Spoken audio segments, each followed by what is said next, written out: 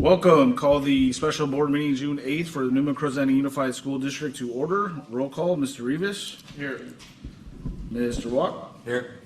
Mrs. Rudy is absent. Mrs. Gonzalez. Here. And Mr. Cabral is here. Flag salute, please stand for the Pledge of Allegiance. Frank, would you like to lead us? Ready? Begin. I pledge allegiance to the flag of the United States of America and to the republic for which it stands, one nation, under God, indivisible, with liberty and justice for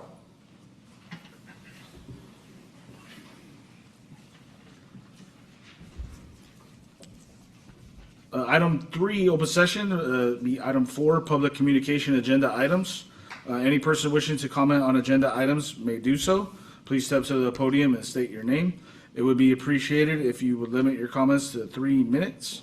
California law prohibits the school board from taking any action on any matter which is not on the posted agenda unless it is determined to be an emergency by the board. Per board policy BB 9323, individual speakers may be allowed 3 minutes to address the board on each agenda item. The board may limit the total time for public input on each item to 20 minutes. With board consent, the president may increase or decrease the time allowed for public presentation depending on the topic and the number of persons wishing to be heard. The president may take a poll of the speakers for or against a particular issue and may ask the additional persons speak only if they have something new to add. Did anybody turn in any comment cards for today? No? All right. Item 4, approval of the agenda. Could I get a motion to approve the agenda listed for tonight, please? I'll make that motion. Thank you, Mr. Rivas. And a second? A second. Thank you, Mrs. Gonzalez. Mr. Rivas? Aye. Mr. Watt? Aye. Mrs. Rudy is absent. Mrs. Gonzalez? Aye. Mr. Cabral votes aye. Item 6, information discussion item. A, we have our first reading of Board Policy 5131.8, mobile communication devices. This policy will be mandated beginning July 1, 2026, and may be revised to reflect district practice pursuant to Educational Code 48901.7 as amended by AB 3216, Chapter 500, Statutes of 2024. The governing board is required by July 1st, 2026 to adopt a policy that limits or prohibits student use of smartphones while at school site or under the supervision and control of district employees, and subsequently to update the policy every 5 years. Mr. Pruitt? So what you guys have before you is a copy from sample from CSBA, and there's an option 1 and an option 2. Currently, right now in our district, we have the elementaries where they're not allowed, the middle school not allowed, and then the high school is limited use. So we would like some feedback on which way throughout the week, if you guys can give us some feedback so we can bring back the second reading, and maybe which option we prefer, or if you want to continue to have it separated the way it is now, between the high school at one level and the 8th grade below at a different level. Thank you, sir. Any questions for Mr. Pruitt? Can we get just general feedback from the different principals at each site on what they feel is most effective? Yeah, we can do that. Okay, thank you. I guess that most likely that'll just align with the policy that they're enforcing, so we can make sure that you get each one of the site's policies that they're doing. Any other questions? All right. Item B, public hearing for our local control accountability plan, LCAT. Mrs. Vargas, you're up. Okay, good afternoon, Superintendent Pruitt, members of the board, community members. We are going to review the LCAP today, and then this will be up for approval next week. So just a little recap, the purpose of the LCAP is there's a development process to come up with the district's plan, and it really has 3 parts. Engagement of educational partners, comprehensive strategic planning, and accountability and compliance. So I'll kind of go through each So this is some pictures of when we had all of our educational partners together. As you can see, each table was packed from all of the school sites. It's a really great meeting. And this is our community meeting, and we also had our site meetings too. So we also met at every school site and had our classified teachers, principals there as well. And then this one included parents and community members. The second part of the LCAP process is a comprehensive strategic planning. And so when we talk about analyzing data, there's a lot of different things that we look at. We'll look at the dashboard, we look at our CAS scores, how our English learners are doing, chronic absenteeism, graduation rates, suspension. So we take all of this data and kind of synthesize it together to come up with some actions. And then what is our goal here? What do we actually want? And kind of came up with this, focus point here is if we provide high quality instruction, targeted intervention, social emotional supports, and meaningful family engagement, then all students will experience increased academic achievement and college career readiness.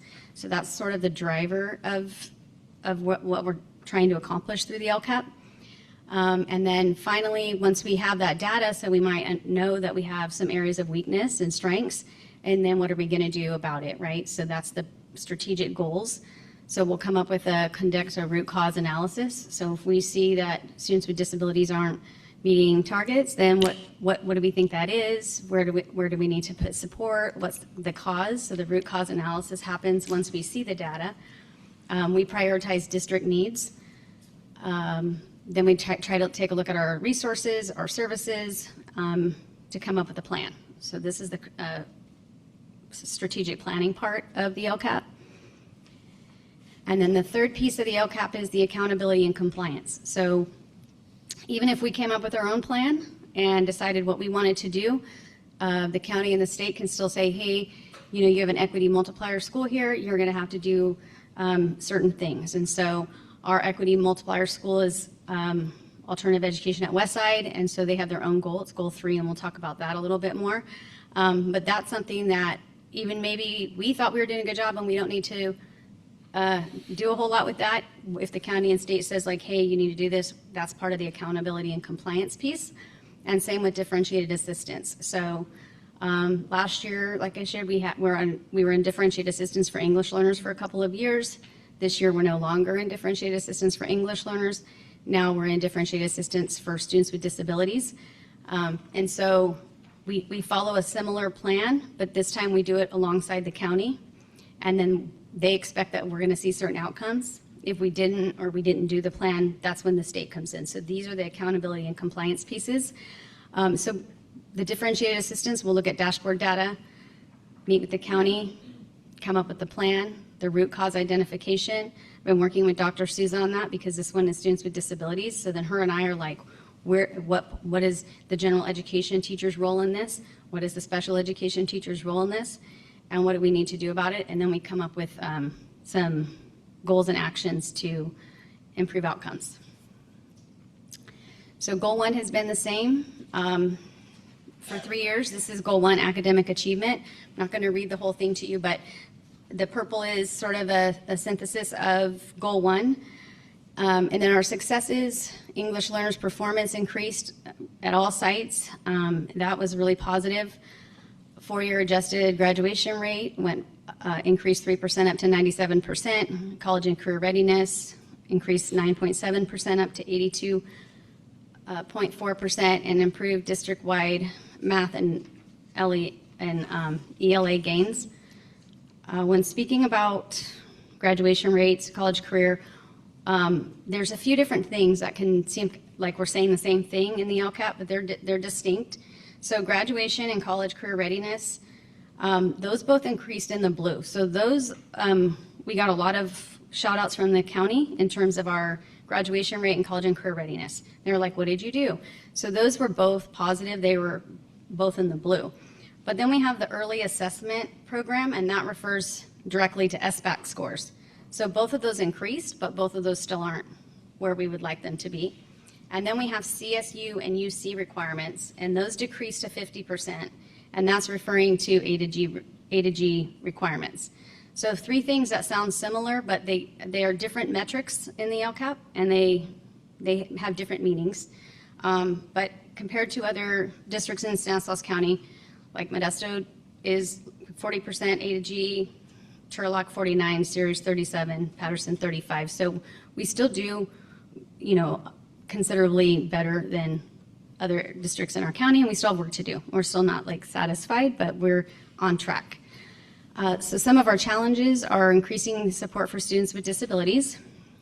Like I stated, Dr. Susan and I have met together and met with the principals. We're going to meet with the principals again tomorrow, and we have a plan on rolling out some instructional support for our teachers, our resource teachers, our case managers, making sure that they get the curriculum and instruction part, and also the training. We're going to evaluate IEPs, and so that's a work that we have planned that we're going to also work with the principals. They have a part in this too, so we all have a part to improve that for next year. Challenges due to personal limitations, professional development, instructional support. That's been sort of a struggle because that's something I used to do in my old job, and so now as the director of curriculum, and there was 2 coordinators, so not having those, it's a challenge. It's not impossible, but the teachers aren't getting the support that they used to get, and that's just what that is.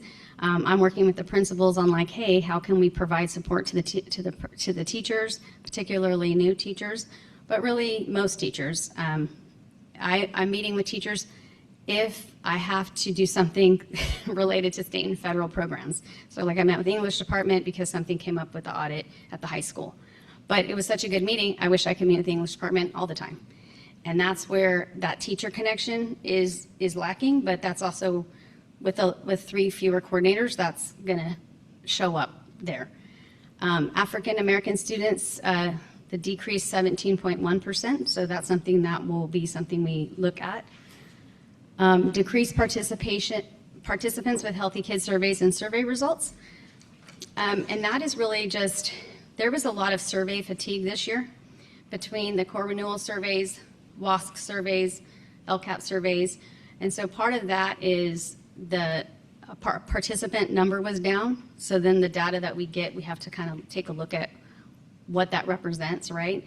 And then when I looked at our core renewal data, we were up in the 90% in terms of parents, students, and teachers feeling connected to their school sites. And so it didn't match up with the Healthy Kids surveys. And so that's something moving to next year, we're going to have to take a look at. That is a requirement that we do it.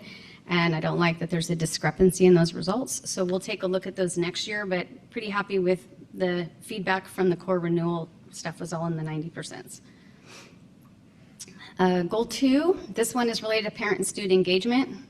You can kind of read the little synopsis there.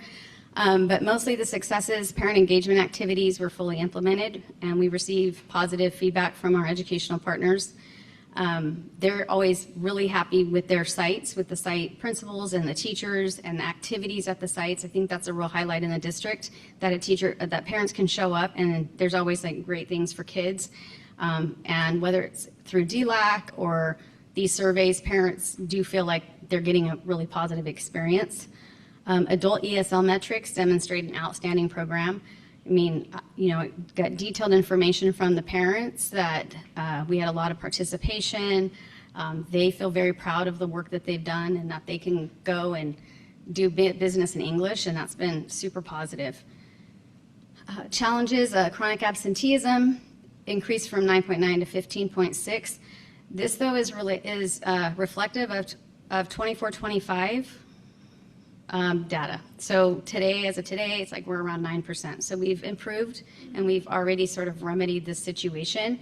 It's a little confusing because you're adopting the 26-27 LCAP, but most of the information in the 26-27 LCAP is 24-25. So anything that from this year, we're oh, we already did that, or soon, the things that we fixed, such as chronic absenteeism, will show up in next year's dashboard. So we're still working on it because it hasn't, come to fruition yet. But we look at our data every day, and we can see where chronic absenteeism is, and it's much improved from here. But I still have to report to the 24-25. And then, like I said, the decreased participation in the Healthy Kids surveys. And so I have my eye on it, and that's something we'll fix for next year.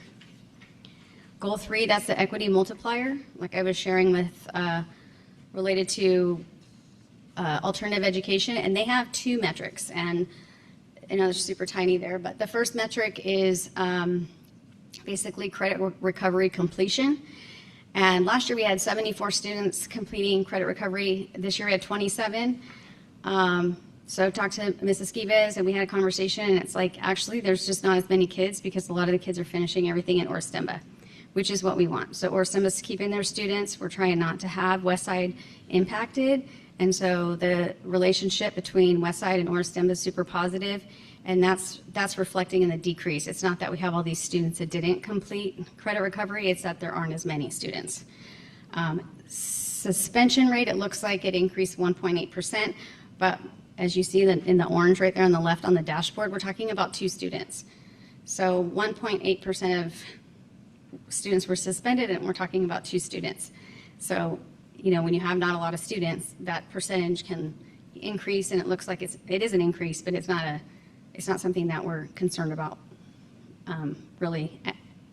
And honestly, a shout out to Mrs. Esquives too, because at Westside's graduation is amazing, right? And then going to their open house and seeing the open house packed full of parents, and I'm just, super, super impressive. And it is a community that I think parents feel valued, the students feel valued. So it's reflecting positively in the data, even though these 2 indicators don't look as good as they did last year. Okay, so this is just kind of the information, and you have all of the full LCAP for review. So then this week you review it in your free time. Next Monday is the review and approval of the LCAP, and we got a little ahead with the submit to SCOE. We had a call from SCO, and they gave us 3 items to fix, and they already said we're pretty good. So we're in the clear. So the 3 items that are on Assembly. So in Assembly it is the updated LCAP with these 3 changes. Didn't want to print more copies for you, but you can access them. One of them is the LREBG action and explanations. Those are updated. The LREBG actions needed a little explanation, so we got those updated. In the reflections, we needed to add the 2023 dashboard data, so did that, and then the county's working on a little summary.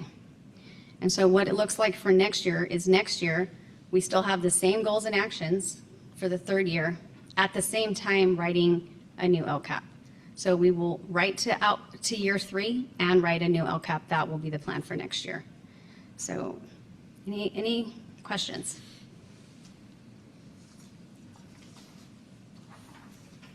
Any questions from Ms. Vargas? Go ahead. I sent some, and I think you answered most of mine. So you said this was like 24, 25. Mm-hmm. Do you know if A through G, you might not know this yet, do you know if A through G improved from 24, 25 to 25, 26, like eligibility? The A through G went down from 24, 25 to 25, 26. So it might still look like an increase from last year, but when I just got this year's current numbers, it went down a little bit. But we're also balancing at the high school, we're also balancing students who are wanting to go to the workforce, or students who are like, I'm going to go to MJC because it's free, right? So they're like, those are just realities too of students making choices for themselves. And so when they're college and career ready and they're ready to go, we're happy with that. Forcing their hand at certain coursework that they're happy to go to MJC or Merced. So that number will fluctuate, but our A to G rate, like I said, is 50% right now, and it's still higher than Modesto, Turlock, Ceres, or Patterson, so we're in good company district-wide. We still are always going to push it. Our learning directors are awesome, and they're always going to be trying to get the kids to challenge themselves, try to get more kids to sign up for AP classes. But ultimately, that's a parent-student decision. Gotcha. Thank you. Mm-hmm. And Derek, just as backup on that, I think it's been as low as 23% and as high as 63%. So I think 63 was right before COVID, right in there. Any other questions? Thank you. Thank you. With that, the public hearing is now declared open. Frank, can I get the time, please? 4:21, sir. Any comments from the public on the LCAP presentation? All right. Close at 4:21. Item C, public hearing 2627, proposed budget. Ms. Tapia.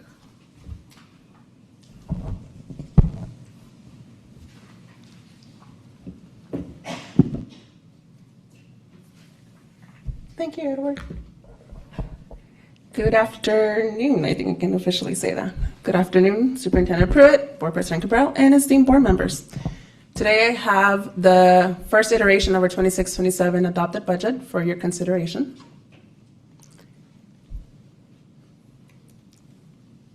Aha. I will continue to bring this one back. It's a budget cycle, just to kind of center the conversation as to where we're at in the cycle in itself. And we are clearly in June, as our schools are pretty quiet nowadays, with the LCAP, which you just heard from Heather, and obviously the company budget that comes with it.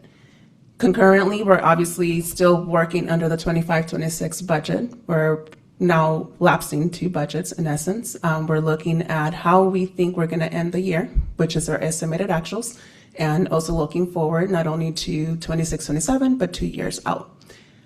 Prior to getting to this step, as you can see, there was a May revision that is done at the state level, and I have a little bit of a summary on that. I believe a slide or two into it. But the reality is that we take a single point in time, we do the best of our ability to predict where we think our financials are going based on what we know today, and pretty much about 2 seconds after, something changed and your projections have changed. So we really do need to do a single point in time. And this is what I'm presenting to you all. As an overview, we are required to adopt a budget by June 30th. Similar to the LCAP, we have to hold a public hearing, which is the intention of today's meeting, based on all these ed codes that are listed on this slide. Overall, just as a key takeaway up front, NCLUSD 26-27 budget meets all the state requirements and meets all the SAC standards and criteria for budget year 26-27 and 2 future years. And as I mentioned, the May revise at the state level. Last time that we saw the budget at the state level was the governor's budget in January. There's been some updates since then, and they call it the May revise. Overall, the projected state revenues have been increased, which is a good thing, mostly driven by the AI. There's an infamous conversation about the AI bubble, if it's going to burst. But luckily for us, in the 26-27, that actually impacts positively the education side of the budget. It includes some special education funding increases, a one-time professional development block grant increase as well, and more importantly, the statutory COLA did increase from 2.41 to 2.87. There is a 1.44 to LCFF-based grant only. This is actually tied to a paid pregnancy disability leave. Please note that everything in asterisk has not been assumed in this budget. Like I said, we have to freeze this budget in time to be able to actually deliver it. And this information comes to us a little bit later in May. And I'll talk towards the end as to how we can capture this properly before we move into the school year. As far as 26-27 and even 27-28, 28-29, these are the budget assumptions as they currently stand. We are moving forward with assuming an enrollment of 2,940, 95% ADA, which amounts to a projected actual ADA of 2,794.92. But we've talked about funded ADA, which is either the average of 3 prior, and we continue to do the 3 years prior, the 3 average being the highest out of the 3 options that we can do.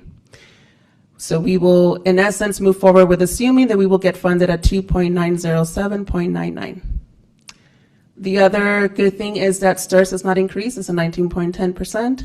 PERS did show a little bit of a decrease, which is very helpful, 26.40%. Additionally, as I mentioned, the 2.87 is assumed in this budget, and the CPI, which is basically the non-labor cost increases that we want to assume, just natural progression of cost increases, is a 3.76. And as always, LCFF entitlement is a primary source of funding, so just want to center us as to what that actually means as far as breakdown goes. concentrating the 4.7 and the 3.2. Your supplemental and concentration are the two areas of the LCFF that we at minimum need to speak to in the LCAP, which is exactly what we have done here this evening. Those are driven primarily by your unduplicated people count. We are projecting at 2,000 unduplicated people count, which brings a rolling unduplicated people percentage of 69.75. And now we start honing in a little bit in the fund revenues, specifically general funds, so Fund 01. And LCFF, primarily driven by that COLA increase, we are seeing a 1.3 increase in federal revenue.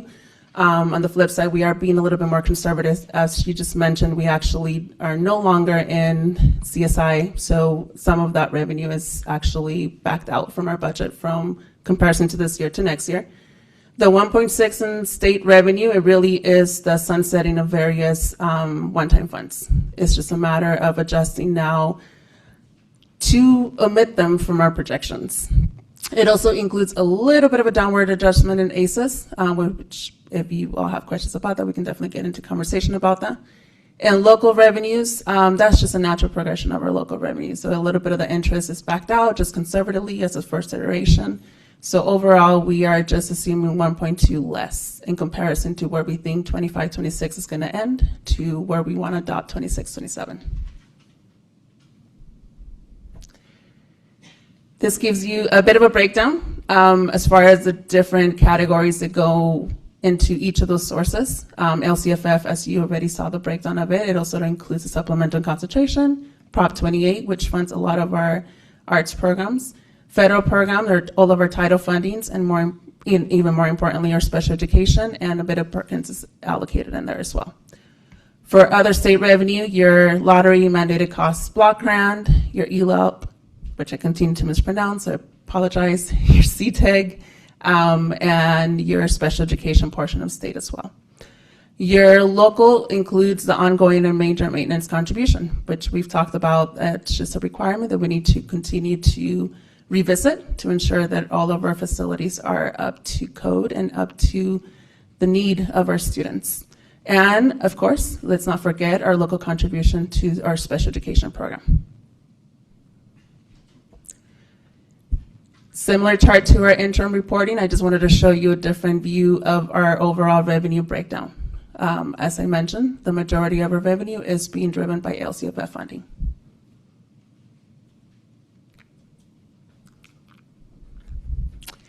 Moving into the expenditure side of the budget, there is some increases to certificated, classified, and employee benefits. So basically, let's talk about salary and benefit expenses. Please note that that 26-27 column includes the retro cost of our 3% to July 1st, 2025. We are not meeting the cut to be able to actually demonstrate that in this given year, so we just have to budget for it in the following year. The majority of that increase is actually driven by 1.234 of that retro expense. About 600 is actually ongoing as an increased cost of salary and benefits. In books and supplies, very similarly, since we've been spending down on our one-time funds, the majority is being balanced by the reduction of those one-time fund expenses. We are not assuming too much of that to be ongoing, so those are backed out. In services and other operating expenses, the majority of that is actually just driven by natural increases that we just needed to ensure that we're capturing the 3% increases in transportation, for instance. So we just need to continue to assess what that looks like. As far as capital outlay, we do have some expenses that are probably going to be increasing in this category that we're waiting around to secure some of the one-time funds to see how we're going to be spending some of the one-time funds that will come with once the budget is fully adopted at the state. So that number is definitely going to change in the next iteration of this. And that pretty much brings us to a total of 207. So we are truly balancing our budget by means of backing out all the one-time funds, the non-labor side, with a little bit of increase of the 3%. And just to demonstrate what this looks like in a pie chart, once again, we talk about our majority of our expenses being in the labor costs. This is about 78%. This is just a different view of the other breakdown. And in the multi-year, as I mentioned, we have to demonstrate that we are maintaining the reserve percentage that we are required by law to maintain at minimum, and we at minimum need to maintain at 3%. This is pretty much demonstrating that we are meeting that requirement. We are currently projecting that we will end of next year at 4.74%, 5.62% the following year, and 6.32%. And I think this is a good visual to see your expenses up above. As far as the progression of your labor expenses, it's a little bit more stabilized when you compare 27, 28 to 28, 29, because that's just simply assuming the 3% ongoing. I will go back here and mention one thing though. Per the resolution that currently stands at the board level, there is a commitment from the board to try to attempt at 1% rate each year to return to 8% as a whole. So I just want to make sure that we keep that in mind in the horizon as far as that goes when we move forward with the various iterations of the multi-year projections going forward. And just to really summarize what our next steps should really look like, enrollment and attendance, we want to continue the efforts to maintain not only ADA, but obviously stabilize enrollment. I think we can officially say that our schools are pretty much used to making those calls, ensuring that we're following up with those parents. I think that's demonstrated very, very thoroughly with the 95% that we sustained throughout this year. So we just want to continue that work. Rising costs, just several non-labor expenses, like I mentioned, transportation are continuously increasing. Transportation itself was 3%. Even our own county master agreement increased by 5%. So those increases are just going to continue to increase. That we just need to start accounting for that. As far as long-term stability, preserving just the advocacy of preserving strong reserves, ensuring that we have a structural balance, which we've talked about. What basically that means is ensuring that we're not spending more than what we're bringing in, and of course, a return to 8%.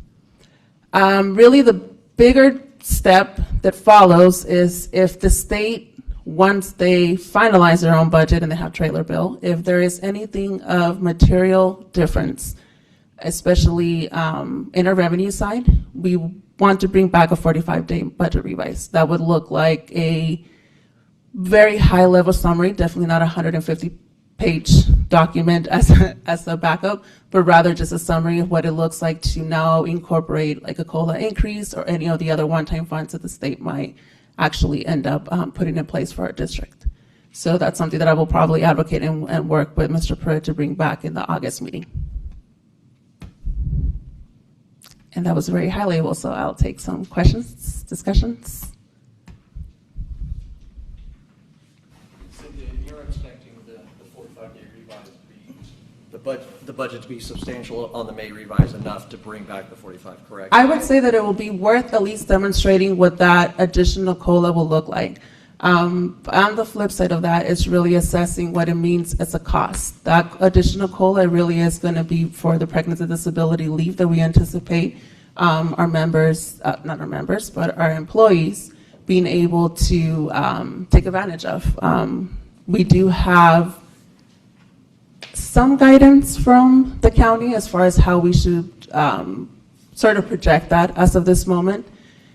They really are changing how we are approaching pregnancy disability without giving us much guidance, to be quite frank. So there is a lot of things that still need to be figured out at the state level before we can move in and officially say that that is a sustainable cost by simply providing 1.44% increase.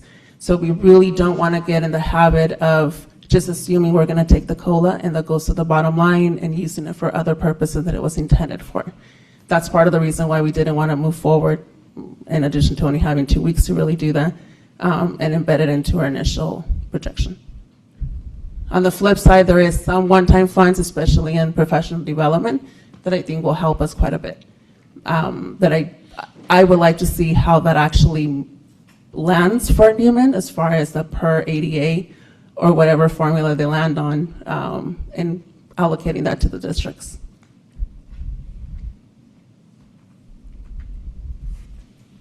Any other questions for Ms. Tapia? All right. Thank you. Frank, the public hearing is now open. Frank, what's the time, please? 4:36, sir. 436. Any public comment? Yes, I would like to comment. Okay.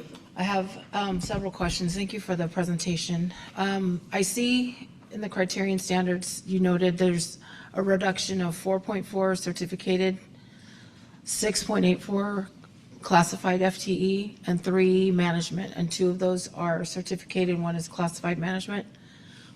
One of the goals in the LCAP was sustaining the level of social and emotional support, and I was wondering how the reduction of 2 FTE counselors aligns with that. In all of the talk of budget cuts this year, I'm not sure how the district justified not only a retirement incentive, but also a 3% raise. Even with the reductions that were enacted, the district is still presenting a budget with a $2.6 million deficit for the next year.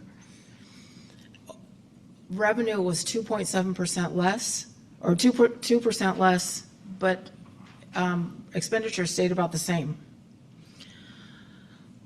I saw one of the assignments for this ending fund balance for this year was the curriculum adoption. Where was that budgeted?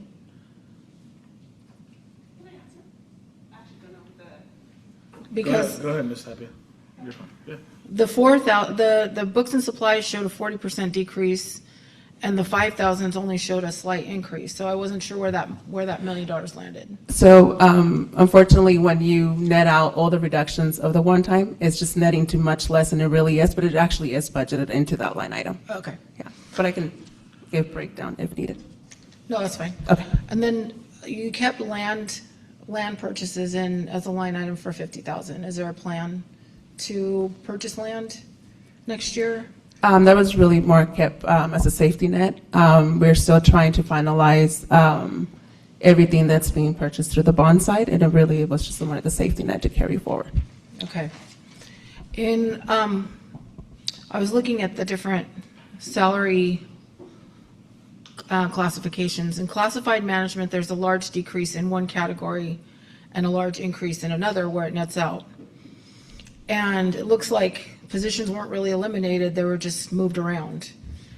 And in benefits, I was really curious at the benefits because I looked line by line, and it showed if staff costs are increasing, why are benefit costs decreasing? STRS decreased by 33%. Health and welfare benefits increased by 94%. That comes out to a way more than a 3% raise. And other employee benefits, specifically line 3901 and 3902, which is other benefits, increased 118%. What is that attributed to? So a lot of the cleanup in the benefits took place in relation to not moving forward with budgeting just the cap amounts. So we actually went through employee by employee to, in essence, budget what the ultimate cost of that employee looks like as it is right now. Well, that's how it was always budgeted. But I'm just wondering why health and welfare benefits would increase 94% over your estimated actuals. So that's part of that adjustment. It's part of that cleanup. Interesting. Okay, and there was a huge increase. There was a decrease from the 1200s, which is where your pupil support salaries, to your 1300s, which is your certificated admin. Okay. There was a huge, what is that attributed to? A huge increase or decrease, sorry? There was a huge increase in your certificated admin. The 1200s went down, which is your counselors. Your 1300s went way up. What is that attributed to? It might just be a classification issue, if that's what happened. It might just be a misalignment happening there. Okay, it doesn't seem like the reductions that were planned that actually materialized. So, I do want to point out that we did the best effort to place people in FTEs that were naturally by attrition, whether it be retirement or whether it be people resigning for positions. So from an FTE perspective, even those that would have gotten a reduction were placed into FTEs that were naturally being left open by folks that were either leaving the district by one means or another. So that might be part of it. But in that shuffle of FTEs, that might be part of the reason why there is those misalignments, line item, but now line item. There's, what, okay, so with a $2.5 million structural deficit, what is the plan? Yeah. We're working on it. Okay, thank you. All right, any other comments? All right, Mr. Rivas, what's the time? 4:42. Thank you.